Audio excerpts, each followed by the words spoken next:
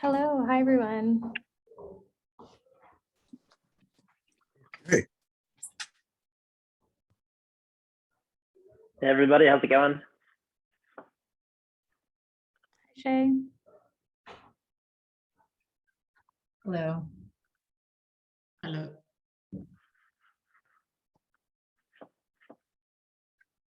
Awesome. Thank you for your patience. Some technical difficulties with Zoom as always. Thank you for coming to this open AMA with Abby. Abby, if it's possible, would you mind granting me presenter access? Or I could share the deck as well with you on Slack. Yes, let me figure out how to do that.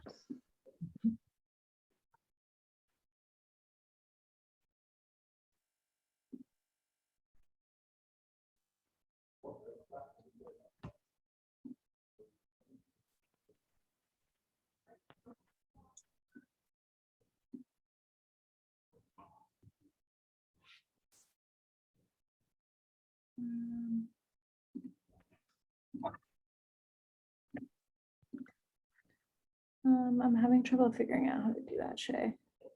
Oh, that's all good. If possible, would you mind just driving with the deck then? Yeah, sure. Send it over to you.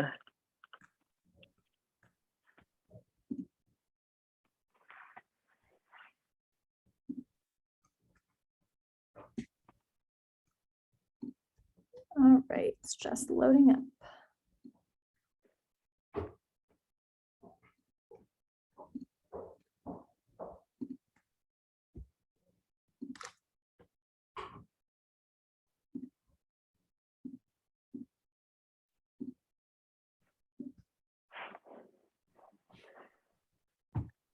Awesome. Well, welcome. I'm Shay. I'm a fellow at Irrational Labs. I'm working under Ryan, and today he's out. So I'm going to be taking over as MC and introducing our amazing speaker, Abby. So we have a really packed lineup for this month, and I'm not just saying that because I'm helping give one of the presentations. So we had a great talk last week with Dina on how behavioral science can solve the climate crisis. And you can always find those recordings on the YouTube channel if you weren't able to make it live. Today, you're here for Abby's Ask Me Anything. We'll introduce Abby in a second and show how awesome she is. And then this upcoming Friday, is going to be a talk by Isabel, one of our other spectacular behavioral scientists, on in-product versus out-of-product testing, what every product manager needs to know. So that's specifically more focused on product and the digital side of things.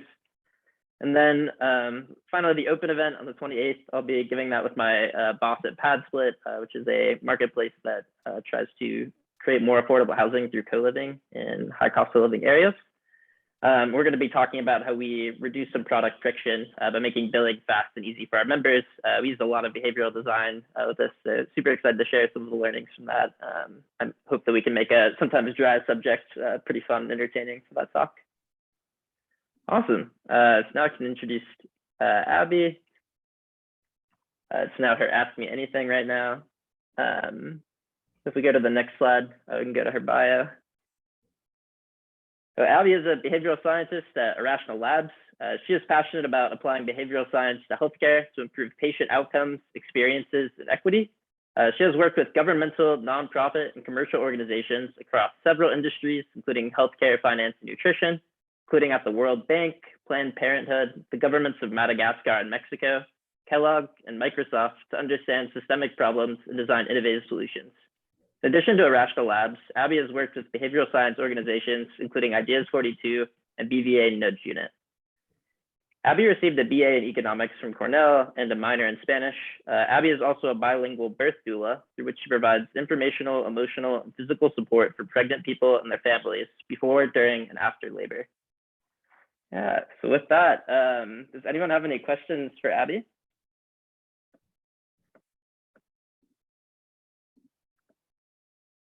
Hi, Joyce. Yes, I do. So I work in a pharmaceutical company, a maturing startup in the Philadelphia area. And we are a specialty pharmacy, so it's not retail pharmacy. So it's a more complicated process with a lot more insurance verifications and benefits authorization. So it takes a few weeks to get on product. You have a lot more paperwork to fill out for the provider, and then all the behind the scenes with specialty pharmacy. So when we were starting out, that process wasn't as optimal. I don't think it's still optimal, but it wasn't as optimized as it currently is today. So some providers tried getting, a patient onto product and weren't that successful, or they weren't getting very good support from our hub, which is sort of like the patient services group that helps, process all that referral form and the benefits authorization. So we have some providers that basically had a bad experience up front trying to get a patient on product.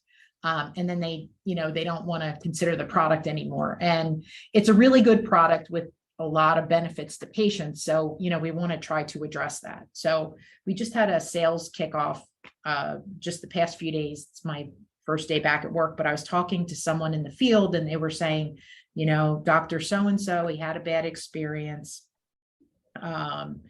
He had called like our patient services line and they didn't return his call at the time. So, now he doesn't want to, he doesn't want to consider us for therapy. So I guess my question is, what's the best way to apologize and say, hey, we know that, we didn't have a great experience in all cases earlier on in our life cycle, but we've made a lot of because we have made a lot of investments and a lot of improvements, and, kind of go back and say, hey, give us another try. So we were thinking about, do we have a senior level, a senior officer in the company, like write a letter, because nobody writes snail mail anymore. So that can have a unique kind of, benefit these days. But just wanted to ask that question, how do you sort of say, I'm sorry, we can do better, we've changed, give us a second try? Yeah, thank you so much for that great question, Joyce. It's a really good one. And the context is helpful. So I think like your strategy so far as you laid it out is good. I think to apologize transparently is really good. I think on that point of transparency, the more that you can do to kind of help them gain insight into why you were struggling in the beginning and why that's changed now, to build real empathy for you all, I think would be a good strategy. Clearly they're having like more of an emotional, like hot state response of like, I don't even want to consider you. I had a bad experience. My mental model of your organization is that you're not good. I'm not going to consider. So bringing them back in, I think, by telling them, we were struggling in the beginning, we're learning, to kind of help them see that you're growing and learning. And so that on the apology, I think would be good. And then also, I think physicians do really appreciate when companies are truly changing patient outcomes for the better. I think in pharma, you get a really like mixed bag of who the incentives really are for. And so if that is a true strength of the company, then I think using patient voices themselves to reach out, coupled with the apology, could be really powerful. I think other like basic behavioral things to do are personalize it as much as possible. I think like a face-to-face is good. I think the way that you could do that could take different forms. You could, send a thoughtful email and then ask for a brief call or an in-person meeting. But I think the more like humanizing you can be for your organization, they're going to have an easier time building empathy, which is ultimately, I think, going to be key here. And then, yeah, just coupling that with the real benefit that they're going to get by re-engaging right away could be important. Yeah, that's a lot of what I was thinking, was a letter, then followed up with a face-to-face or maybe an in-person, if not not that a Zoom meeting is face-to-face, but ideally if you could get, someone, rep in an office. A lot of providers, especially coming out of COVID, are more no see, where, you used to be able to get in to see providers. Some, they just haven't sort of reopened their offices the same way. So you have that sort of hurdle to come over to. But yeah, I agree with most of what you're saying. It's a lot of what I was thinking, but I just kind of wanted to throw it out there and see if there was anything, to add to it. So Yeah, I mean, I think thinking about the mode of communication too, maybe a letter, probably like that might not be the best way. I think it's pretty easy to ignore a letter. I was thinking about things that are a little bit harder to deny. Maybe like if there's another provider that they work with that maybe hasn't experienced them before, that you could get in touch with and get them using it and use them as a champion. That might be a more effective strategy to consider as well. okay, yep. All right, thank you. Some good feedback. Yeah, thanks, Joyce. So I'm very excited to be here, happy to answer questions like this. Also, happy if we want to share screen at all, I can figure out how to do that, or let you all do that if you want to show me things, and we can walk through any maps that you have or screenshots of products or whatever is most helpful.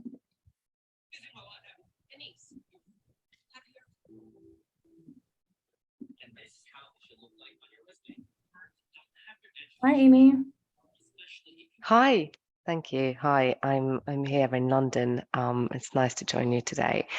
My question is concerning, and I don't have anything swanky to show you.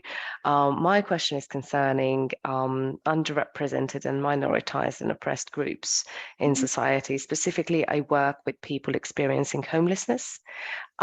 These are generally vulnerable adults, so I don't work with minors. And my challenge is year on year to engage them into trusting our service enough to turn to us for advice. The advice can be of any nature, from housing to legal to immigration to the whole suite of services that this population might need. We do provide signposting from food banks, including vouchers, to healthcare appointments and the like. Since the UK has exited the EU, folks are very suspicious for any state-looking data collection, and that we have identified as a barrier to disclosure and consequently using our advice service. So I wonder if you have strategies or a couple of ideas that we could use to build trust within the community. I know that what I use is that I've been doing this work for 10 years. So when they see me, they kind of, I am a word of mouth spreading in the community when we are descending on them. But anything else would be much appreciated. Yeah, thanks for sharing that. It seems like you're doing great work. What is the mode that they get the advice? Is it by phone, in person? So they can choose the modality, so they can opt for phone. They can, some of them are in residential housing with us for a couple of weeks a year. So they can literally come and see me if they want, or my colleagues. They can also opt for a Zoom call or similar equivalent, whatever they feel safe with. But overwhelmingly, because of the low tech access of this population and their very limited access to even electricity to charge their phones, it seems to be walk-ups. Yeah, okay, that's super helpful. So I'm sure you have some constraints of like what you need to ask people to participate, but I think like the one obvious thing would be to try to like collect less data. That might be like an organizational shift and like trade-off that you have to make. And maybe would be like a short-term trust building exercise. And then once you get to know people is something that you could follow up with. But I think if you're able to simply not ask them identifying information, so it's truly just a service you're giving and not in exchange for anything else, even at the cost, I think that's a strategy. I think kind of what you alluded to when you said, like your face itself, like makes people more trusting. I think leveraging other community members as much as possible, like trusted leaders who might be able to speak on the behalf of the organization. I think other people in the community who have used the services, like this is a classic technique of like testimonials. If people are willing to record videos or have a quote with their face, any sort of thing that can be featured as a communication to the community that others like them have used it and are trusting. It is kind of a classic approach. I think another thing is just being really transparent as much as you can about like what you are and aren't doing, obviously. I think it's important that like people have distrust for very, very valid reasons. And so making sure that, yeah, you're forthright with that, I think is the long game of like what you are and aren't doing. And then I think also something that builds trust a lot is kind of doing things that aren't beneficial to the organization. So we see this a lot in tech, but companies, for example, very different context, but companies that have like send you a warning email before your free trial is about to expire and is going to tell you, and before your subscriptions, before your credit card is charged, like things like that come in different flavors, and I think really demonstrate to people like that they're not just after some other thing, but they're here for my well-being. So as much as you can kind of make those sacrifices, I think they're beneficial for the long run in the organization. Thank you. Thanks. I appreciate it. Yeah, thank you so much.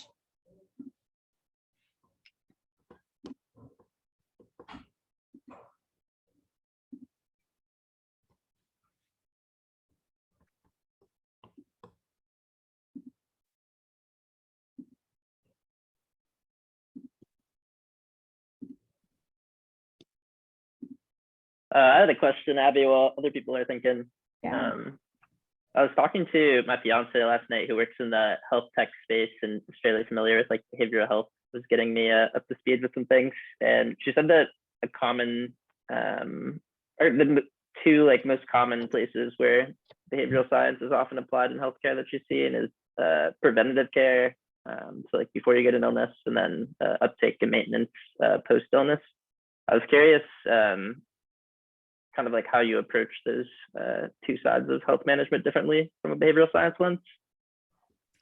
Yeah, so I think I'm most interested, I think a lot of people in the preventative side. And lately I've been working more on the provider side of things. So how can we help providers basically engage patients better on preventive health things? Because I think oftentimes people who aren't medical professionals don't know exactly what screenings I have to do when and why. But providers are the ones that hold that knowledge and also are the ones that face huge time and resource scarcity in basically getting there.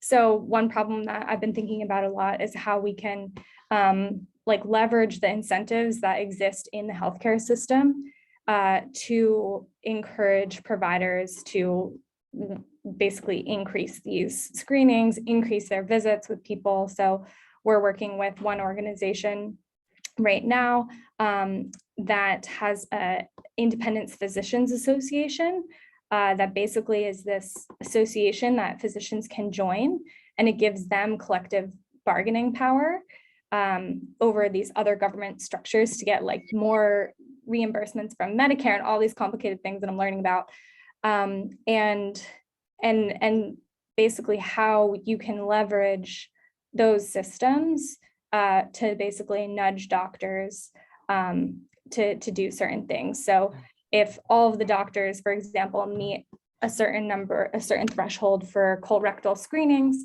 how you can how you can then, they'll all get reimbursed more. So it's basically that, and then combining that financial incentive with behavioral incentive, because you can hope that the financial incentive is going to be enough, but oftentimes when you're faced with all of these time and resource scarcities that primary care physicians, for example, are, like it isn't enough, even though like the finances matter, it's just not enough. So what we're developing right now is we're redesigning a report for this IPA that incorporates a lot of behavioral insights to help physicians reach those metrics.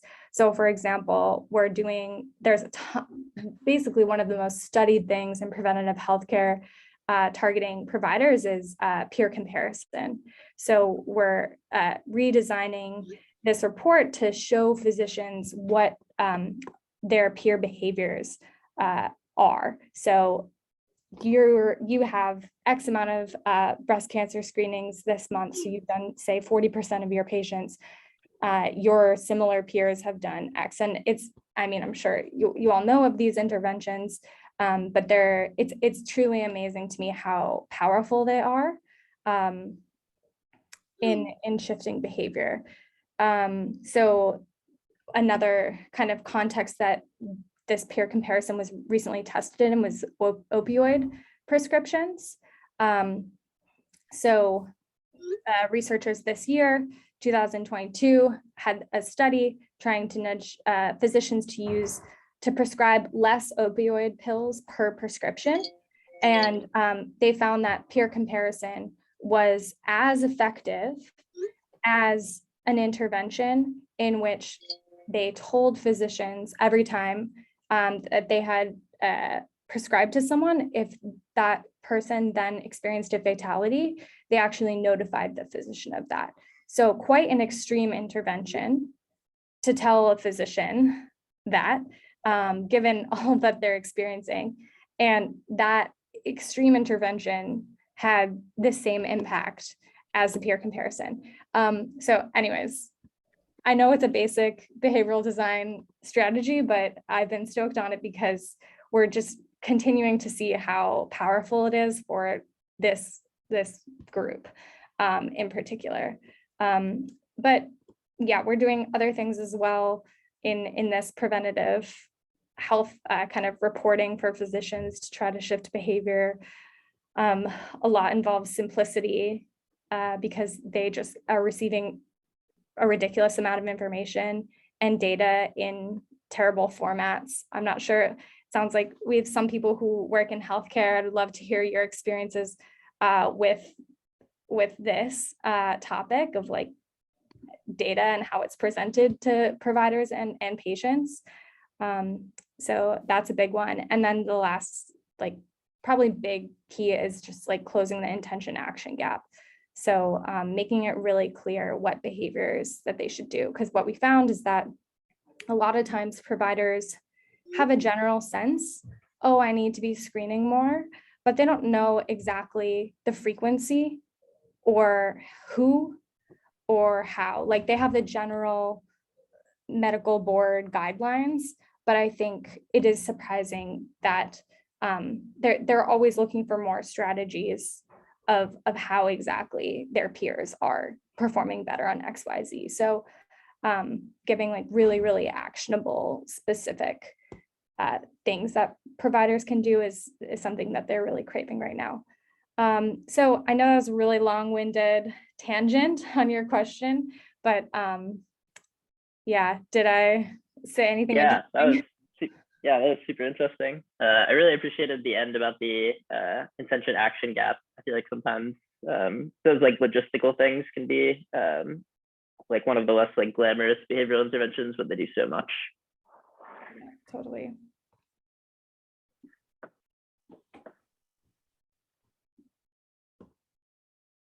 I'm also working in health tech with providers, and that really resonated. So appreciate that. One thing that we're trying to figure out is beyond our usability testing, like since we're a startup, we're a little strapped for time, like what a quick, not quick, but like an intentional, and also knowing we have limited resources and time, what kind of studies we can do beyond our usability testing. Also, it's hard to get providers to talk to us. Like right now we're doing 30 minutes and paying $75 per provider, which probably isn't as much as we should be offering. So if you have any advice on, like, in tandem with that and knowing that physicians have limited time to talk to us, what we can be doing to still do the right type of behavioral science study.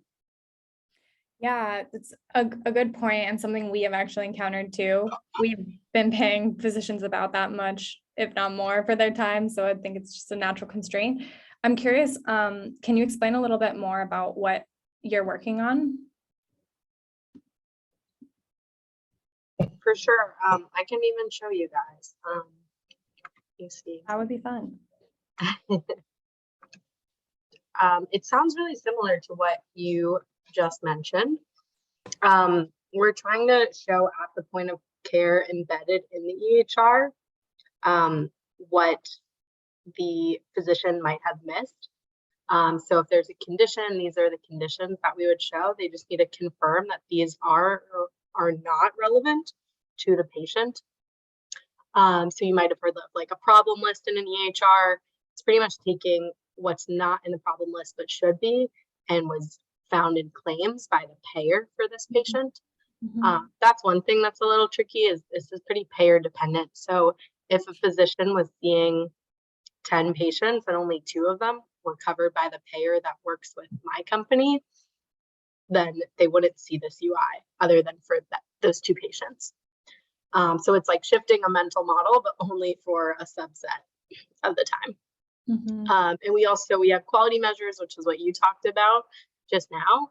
And then we have the problem list. So like what's chronic then going on and what is preventative that you can address while we have your attention. Yeah, that's great. And so what's the end behavior that you want people to be doing more or less of? We want them to work through all of these, or like right now we see that most of the providers get through like 90%. So like how can we move that to not 100%, but at least like 100% of physicians are entering the flow to begin with and getting close to 100%. Great. This entire list. Well, kudos on 90%. That sounds pretty dang good to me. But also, yeah, I'm curious. So what are they most often not getting to? That's a good question. I think we need to dig a bit more into that. It's a little tricky the way our data is recorded. So was glad to get to that 90% number, but not sure like where they're dropping off exactly. Yeah, no. I mean, it's great that you have the basics. Have you watched them use this before? Just in our usability testing, but our current users, no, I haven't watched them during a visit use this. Yeah, because I think it would be really interesting to just observe people interact with it and like have a heat map of where they're cursing over, where they're looking and where they're not. I think if I had to hypothesize, like the highest on the list are getting done, the lowest aren't, they're less salient. And I think it's an interesting choice to have the quality measures lower. I think it probably deprioritizes what is already deprioritized. So I wonder whether like moving that up could shift. It might not be the behavior that you want, but if it is the behavior that you want, or is the behavior that's getting left off, I think that would be an easy intervention. I love the check marks that you have. I think that's really salient. I think you could probably leverage incompletion bias a little bit more there by having like empty circles for where things haven't been completed yet. But I love the check marks that you have. That's really clean and rewarding. You know, you could play around with color even more if you want to exaggerate that effect. Yeah, I like that. Yeah, but it's a really clean design. Yeah, I really appreciate that. It's very simple, which I'm sure doctors appreciate as well. Yeah, well, one thing that we came across was we realized that some conditions have related conditions, or you might need to change the condition. So there are a lot more clicks added to that. So we're kind of struggling to figure that out too, is like, would the physician change it? Because it would be a problem if they kept it and it wasn't correct. Mm-hmm. If they were just quickly check, and then I we see. found out that that actually wasn't the most accurate code. Yeah, that makes a lot of sense. Have you experimented with changing the choice architecture altogether by like, instead of enabling them to check, making them choose like an active choice format? Yeah, that's a good idea. We haven't done that. This is an example of like, well, there's multiple options. So like making sure they check box each one. Mm-hmm. Yep. Once they click into it. Yeah, I think so. Once they click into type 2 diabetes, Okay, I then they see all the options as opposed to like there's only one option. Mm-hmm. Yeah. Yeah. No, that seems to make sense. And then there's an idea around like code alsos, where you have like kidney disease or diabetes with chronic kidney disease, and then you also need to pick a code for kidney disease. Sorry, I'll find this. You know how it is with all the screens. Okay, single code projecting. Let me see if this works. Oh, I think here, yeah. So select a related diagnosis, and then you'd be able to select. In our usability testing, we found that that was kind of confusing to them. Like, wait, I just selected this, and you're having me select something else. And then they're like, what about this? Is this related to this? Yep. Yep. That totally makes sense. I wonder if you could do kind of like a automatic,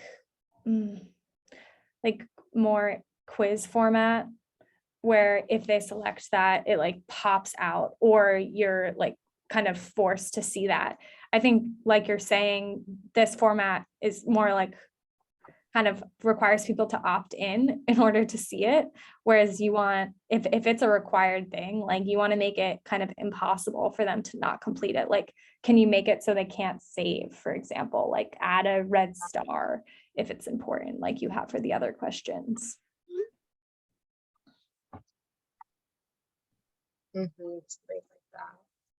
And to that point, like, I wonder if you could simplify further by collapsing information that is no longer relevant. Like if they select one and you know that some of the other questions are no longer going to apply to them, can you automatically remove that or gray it out so that to like reduce the cognitive overload?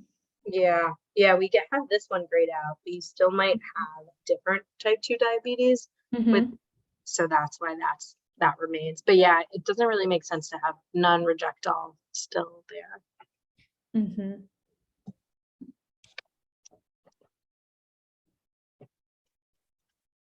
Well, this was really awesome to talk through and share. And yeah, thank you for your feedback. Yeah, thank you so much, Rebecca. It's so fun when people share what they're working on. I feel like it's the easiest way for me to give ideas. So appreciate it. Awesome. Appreciate your help.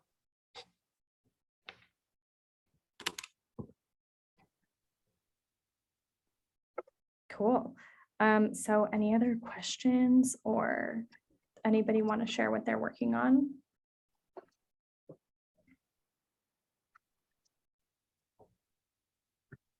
We can also do a tear down if interested. Or I could show you a tear down on something else that I've done if that's not appealing. That'd be cool. Okay. Okay, cool. I'm gonna have to find something real quick.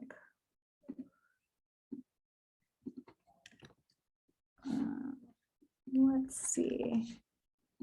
Is anyone familiar or has anyone used Noom? I'm seeing some nods, yeah.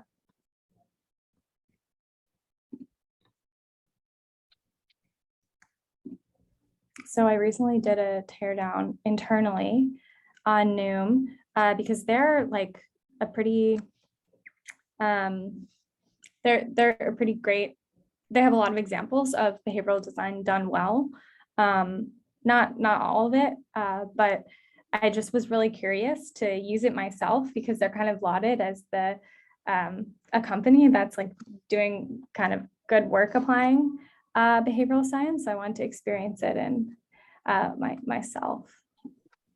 So I did this deck to share it with our team internally, and I can share it with you all too.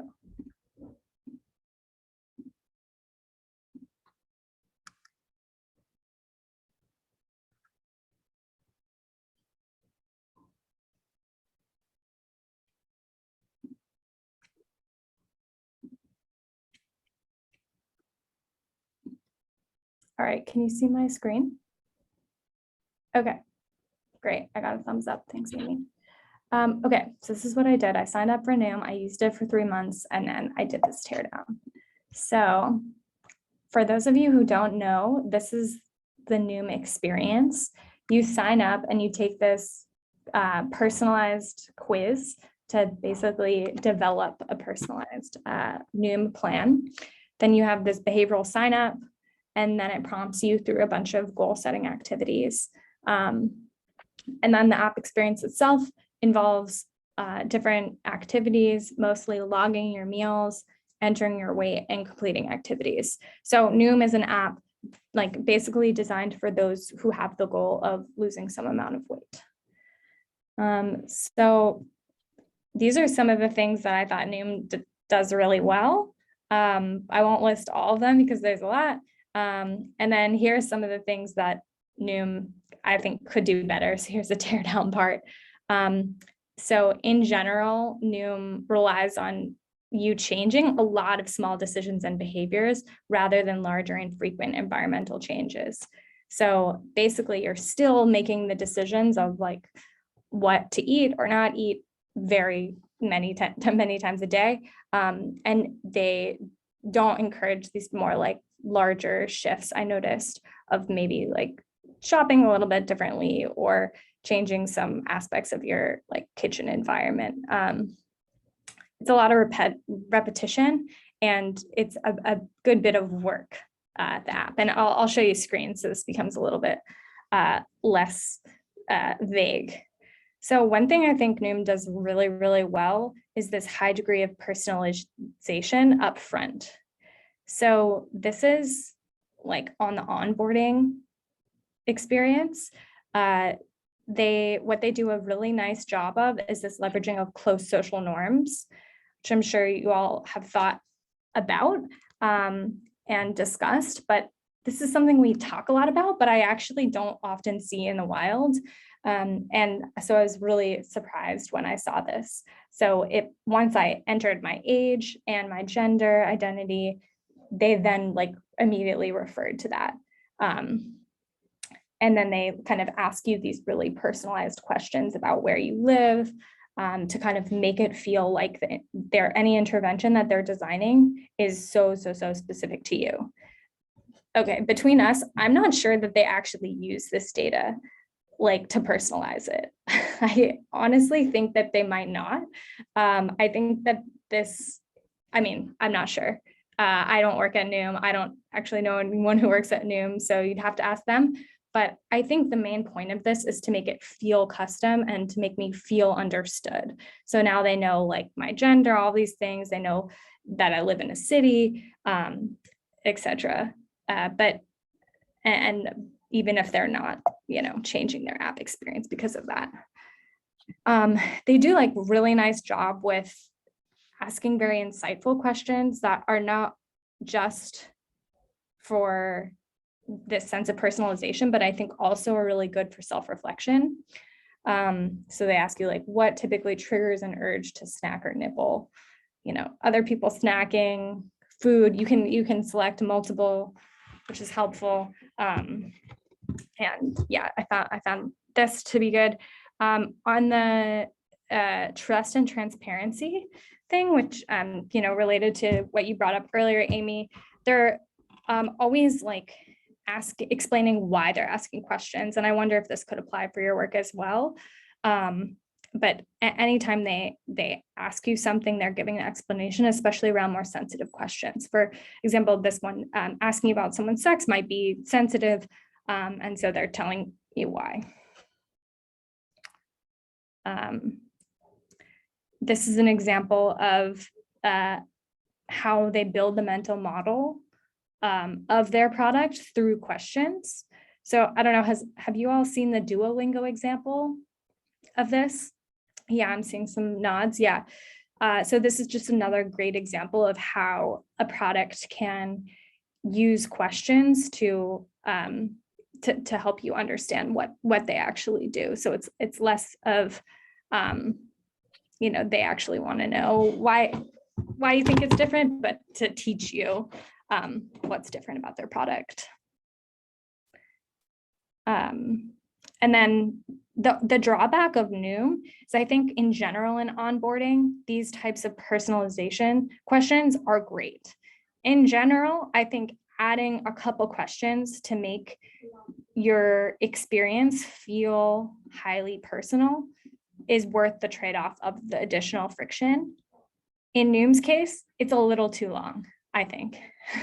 I think it's a little bit cognitively depleting, and I think they could get a really similar effect and learn a lot about you if they are actually personalizing, which would, just as an aside, is my recommendation that if you're asking these informations to personalize, that you actually personalize your product.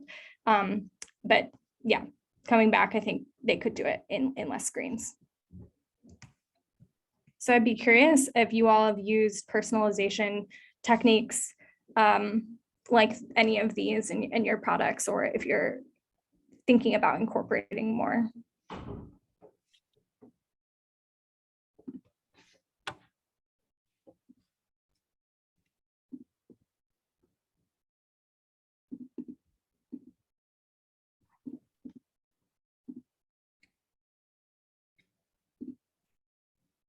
Oh, I'm seeing some comments in the chat. Do they give you an option to not take this quiz at this moment, but continue at a later time? It's a great question. No, they don't. And if you fall off, you're off and you have to restart it, which is highly annoying. Yeah, but I think one thing that it does do is build in a sense of endowment, because after you've done like 30 questions, you either are gonna stay in it or you're like not gonna enjoy going back and doing that again.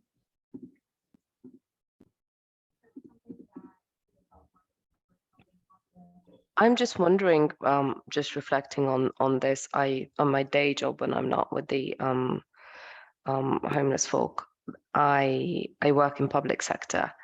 And so in Britain, we have like this GDS, which is the Government Digital Service Standard, and none of it has much more personalization than calling you by your given name, which is not always the first name that you're using. So the personalization on it is rather non-existent, I would say. And I wonder if that's something that could be actually challenged across the civil service apps that we're using, because there's just plenty. And do you have some basic maybe a paper or two to look at how that, or that I could cite, how that might influence trust with the service? Because a lot of these things, anything from probation and sort of care leavers and stuff like that, that is a highly sort of trust-based relationship. Yeah, totally. Yeah, I can look into that. I think lately I've been thinking about personalization through the lens of social connection. And knowing that, like, even just hearing our first name builds a sense of connection and liking. I need to look at trust specifically, but I think those are interrelated. And yeah, I think it sounds like it would be highly beneficial to just ask people what their preferred name is, preferred way of being called.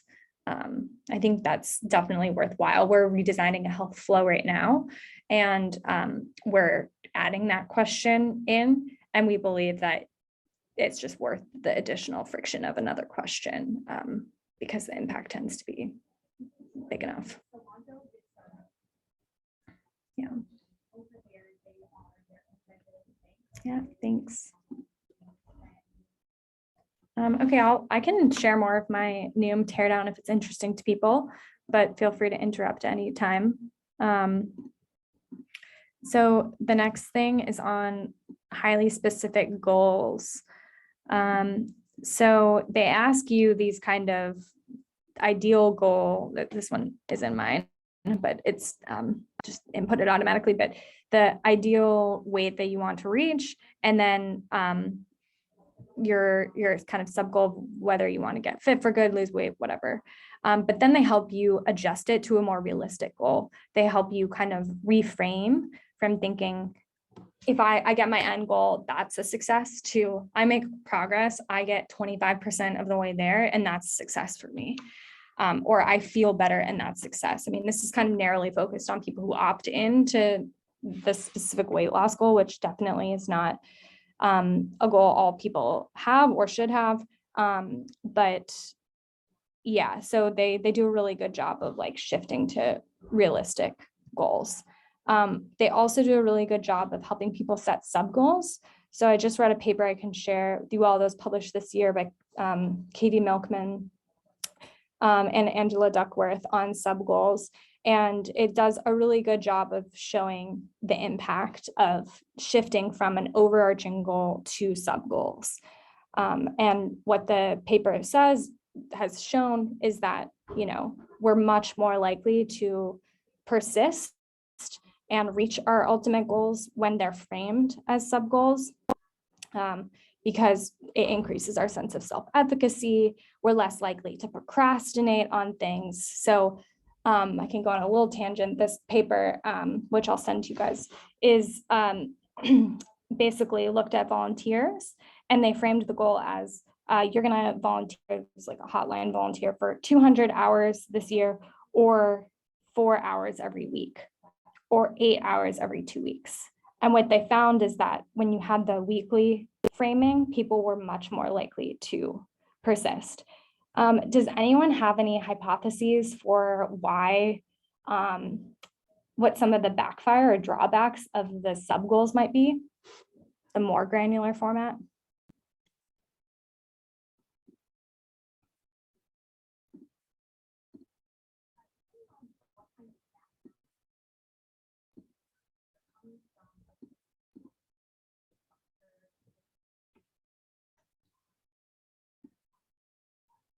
Oh yeah, I see a hand. Prashant.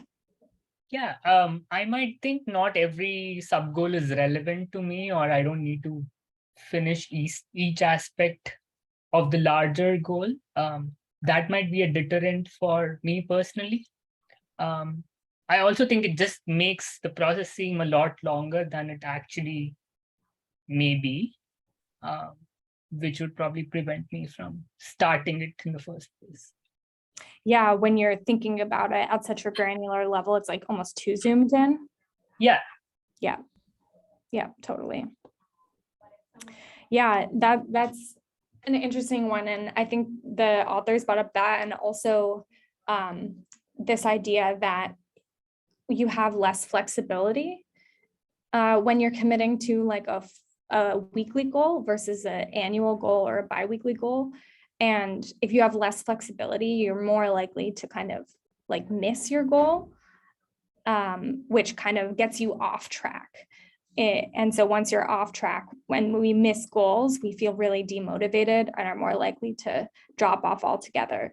So the kind of takeaway is that, you know, we want this sweet spot of building in flexibility so that, you know, if I can't volunteer every week, you know, I'm still working towards my goal while also building in granularity. So I'm not thinking about, oh my God, 200 hours, this unattainable thing, versus like 4 hours next week, maybe more attainable. Abby, I'm curious, if you had a magic wand and could redo Neum to add more flexibility to sub-steps and less granularity, what would that look like at a high level? Oh, to Noom, I haven't thought about this. So actually they do a pretty good job of like communicating throughout it that like perfect is the enemy of good. And so they really do a good job of building the mental model that if you drop off, it's okay for a day, and like progress is good. I think in terms of like flexibility, their app is pretty repetitive. Like you do the same exact things every single time. And there's not really flexibility in like how you want to engage. Like I might want some sort of social commitment that the app provides, but I might not want to do like all of the required steps. And there's no way to really opt into that or opt out of those things. So it feels like you're failing if you're choosing not to, for example, like weigh yourself every day or log every single meal, which is kind of unrealistic for a lot of people. That's interesting. I almost feel like an idea for like different rankings, like or different like kind of like ways to approach Noom or different tiers. Like Yeah. this is like the yeah. Totally. I think that would help. I see your hand, Amy. I was just wondering, another thing that might be a drawback. So if you're engaged in something that is kind of strenuous and it's so set on how you see yourself and that you want to change something about yourself, kind of keeping to the goals very strictly, it's almost abolishing a part of yourself, or like you're gonna get tired of always being in control. You're just gonna, and then you're gonna kind of hop off the wagon for a little bit. And if it's a very kind of all or nothing, like Alcoholics Anonymous, you kind of reach zero, that is very damaging, I think, in the long term. Caveat, in the UK, we don't have that sort of reverence for AA. But yeah, Totally. that is taxing mentally, I think, to keep in control. Yeah, it's a really, really nice point. And it reminds me of this other paper that came out recently that talks about kind of creating more flexibility in goals by like building out reserves to kind of prevent this 0 to or 100 mentality. So it's like have people commit to doing 7 days of exercise a week, but which is actually a really high, it seems too high, but that's the concept, but having 2 kind of reserve days where they can kind of skip it, or like cheat days in the, that kind of culture.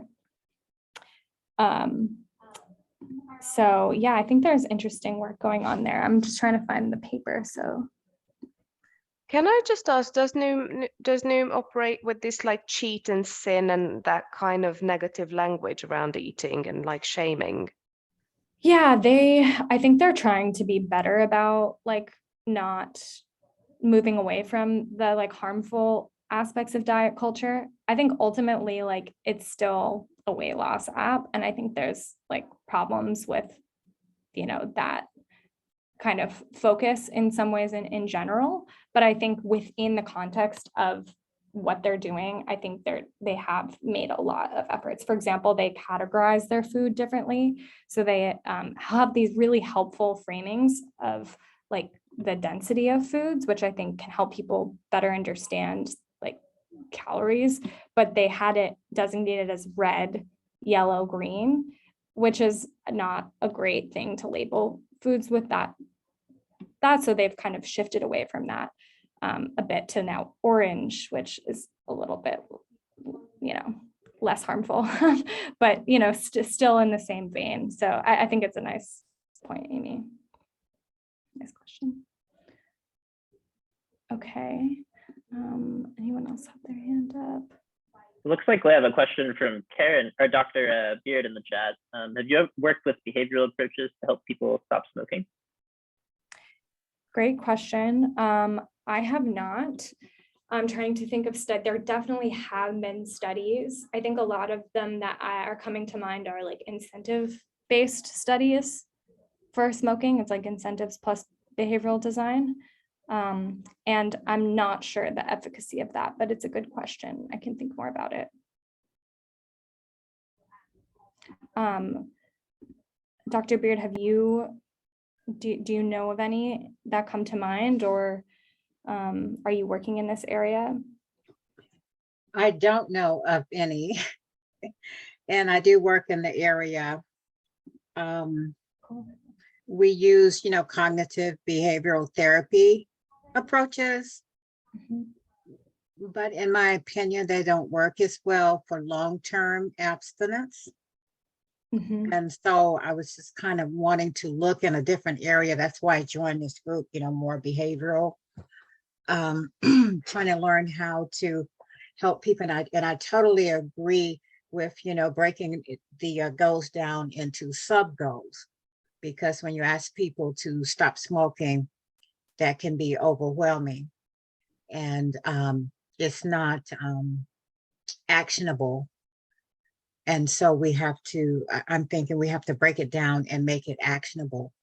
And so I'm also researching, and so I was glad you mentioned intention and action gaps. Mhm. Yeah, Mhm. fantastic. Yeah, I'm really glad you brought up this question. And I think the goals discussion really applies. I can follow up asking some of my colleagues what papers they know about on smoking. Okay, thank you. Yeah, of course. Thank you. So I think we're about at time. But thank you all so much for joining. We're at time, right, Shay? Yeah, we're at time. Dr. Beard, just so you know, I posted a link in the chat with an ad I've seen coming up sometimes to stop smoking. It looks like a little wooden device. It seems like it kind of leverages reward substitution, which is the idea that like instead of getting the reward from smoking a cigarette, you're kind of using this like wooden decoy. Yeah. Okay, Yes, I see that. Thanks.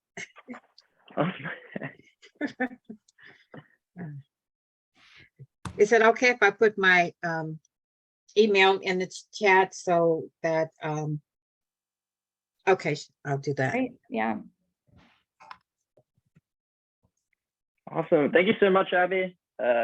Great presentation. Really interesting learning about Noom and hearing all of your responses to the various questions that came in. Yeah, I'm really happy to be here. It was exciting to learn about all the different wonderful problems y'all are working on. Thank you so much. Thank you. Bye.